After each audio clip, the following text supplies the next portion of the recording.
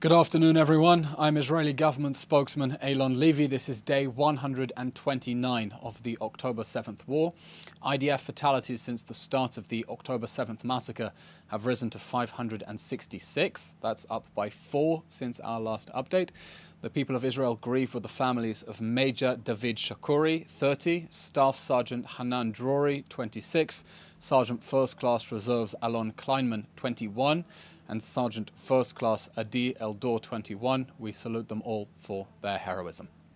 An update on the October 7th hostage crisis. In a daring rescue operation deep in Rafah overnight, Israel successfully rescued 2 hostages, Luis Ha and Fernando Marman, both abducted by Hamas death squads from kibbutz Nir Yitzhak on October 7th. In a complex rescue mission under fire, the IDF, Israel Police and Shin Bet conducted a targeted raid in the heart of Rafah with aerial coverage to rescue the 2 hostages.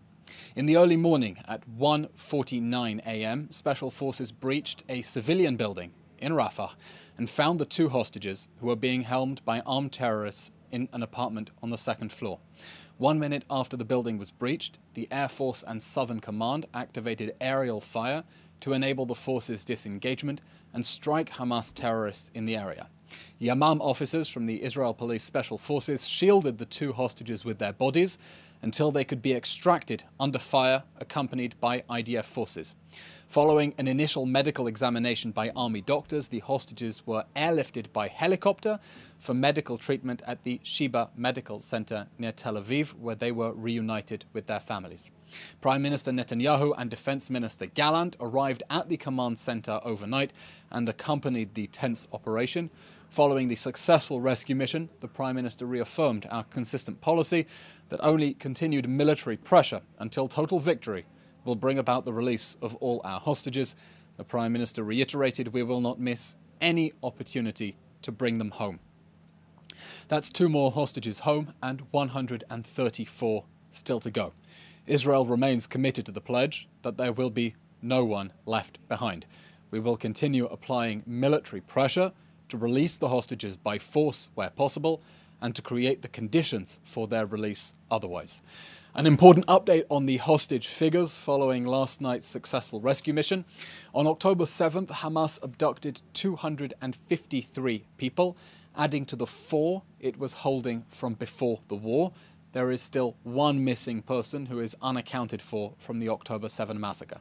With last night's rescue mission, 112 hostages have now been extracted alive from the Gaza Strip, most in the context of the last hostage release pause in late November.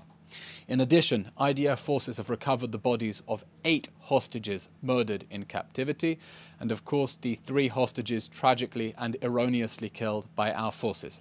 That still leaves 134 hostages still trapped in the Hamas terror dungeons, at least 31 of whom are dead, and 103 we must presume to be alive, including women and children. The State of Israel remains committed to the pledge. There will be no one left behind, and we will continue fighting to bring all of them home, the women and the men, the children and the elderly, civilians and soldiers. There will be no ceasefire that leaves the Hamas terror regime in power or the hostages in Gaza. Now, an important update about the situation in Rafah in the southern Gaza Strip. We wish to make an urgent appeal to the international community. It is time for you to help protect civilians in Gaza from the Hamas terrorists who are trying to use them as human shields. Since the start of this war that Hamas launched, Israel has employed extensive measures to protect civilians in Gaza from their own leaders' evil attempts to keep them in the line of fire. From millions of warnings to humanitarian corridors secured by our forces to targeted raids that put our men in harm's way, those measures have brought the civilian to combatant ratio in Gaza down to around 1:1, unprecedented in the history of warfare. At every turn, however, we have been stymied by UN agencies, more concerned with pressuring Israel to end the war with Hamas still standing than to protect civilians. They have resisted our efforts to vacate civilians from Hamas strongholds, libelously characterizing those measures in pursuance of our obligations under international law as forced displacement. They share immense culpability for the tragic loss of life that could have been avoided if the world had worked with us to thwart the Hamas human shield strategy. In covering up Hamas's militarization of hospitals and its military assets inside UN facilities, including that server farm and intelligence hub located literally underneath UNRWA's headquarters in Gaza. International officials have been telling Israel to give immunity to Hamas targets.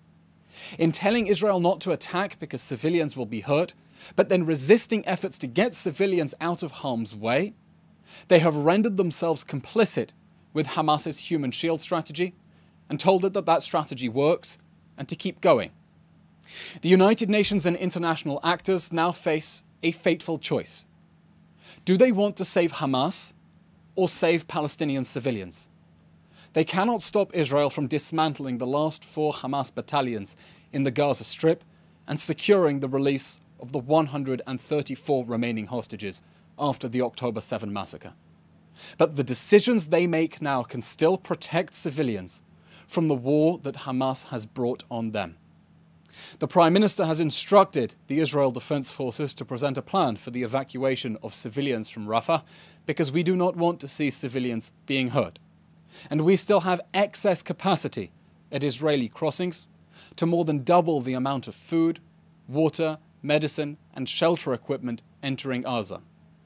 We urge UN agencies to cooperate with Israel's efforts to protect civilians from Hamas and evacuate them from a war zone where terrorists are trying to use them as human shields. Don't say it can't be done. Work with us to find a way. It is beyond regrettable that instead of cooperating with Israel's efforts since Hamas launched this war, UN agencies have been funneling civilians into Hamas strongholds and playing along and validating the Hamas human shield strategy. That must stop. Yesterday, the Prime Minister spoke with our friend and ally, President Biden. We welcome the statement from the White House that the United States shares our goal to see Hamas defeated and to ensure long-term security for Israel and its people.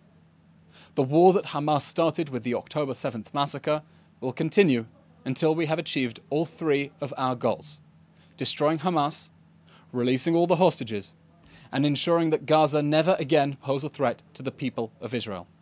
This war can come to a swift conclusion, with no more suffering, if Hamas surrenders immediately, lays down its arms, releases the hostages, and hands over its war criminals for a tribunal. And all actors interested in protecting civilian lives and improving humanitarian conditions in the Gaza Strip must demand that Hamas surrender now, instead of lobbying to keep Hamas's last 4 battalions on their feet in the face of an impending Israeli victory to restore security for our people in the wake of the bloodiest massacre of Jews since the Holocaust. It's the end of today's update. We'll now take any questions you have. Thank you. The first question comes from Hannah Julian of the Jewish Press. Palestinian Authority leader Mahmoud Abbas is reportedly trying to put together a soft core government with Hamas in cooperation with international leaders for the day after the war in Gaza. Do you have a comment on that? Hannah, I haven't heard those specific reports.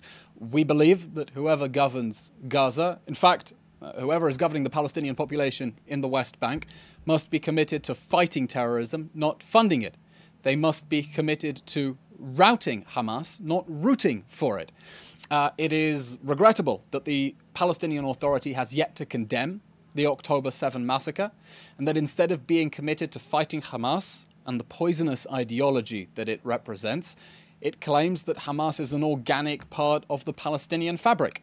That shows us the deep, deep extremism problem that we have, that we are dealing with, and we hope that the day after Hamas, the day after that terrorist regime is consigned to the dustbin of history, the Palestinian people will turn a new leaf and be committed to living alongside us in peace and security, instead of continuing their failed strategy from the past 100 years of trying to eliminate any sovereign Jewish presence in this land.